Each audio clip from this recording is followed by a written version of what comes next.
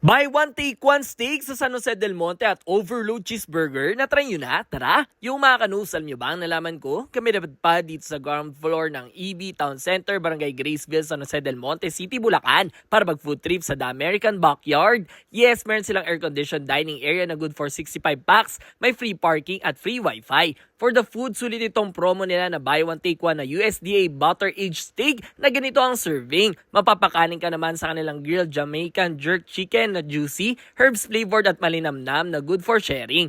Black truffle pizza is thin crust, mala cheesy truffle ang lasa in every bite. Backyard salad naman ang best sa mga health conscious. At ito ang pinaka-interesting na product, yung kanilang Parmigiano Reggiano wheel na ipe-prepare nila mismo sa inyo kung paano i-prepare sa cheese na 24 months old from Italy. O diba? Ang back signature burger naman kung ayaw mo mag-rice pero gusto mo ng juicy and meaty na patty na FYI, pwede kayo mag-add-on with flaming para sa overload cheese toppings nito. And for the drinks ay meron silang bestseller na cranberry, 4-season and house blend iced tea. At pwede ka din mag-mystery cocktail nila. Kung pupunta kayo, this is your operating hours ha? O ano pa hinihintay nyo? Tara na dito sa The American Backyard, San Jose del Monte City, Bulacan. Let's go!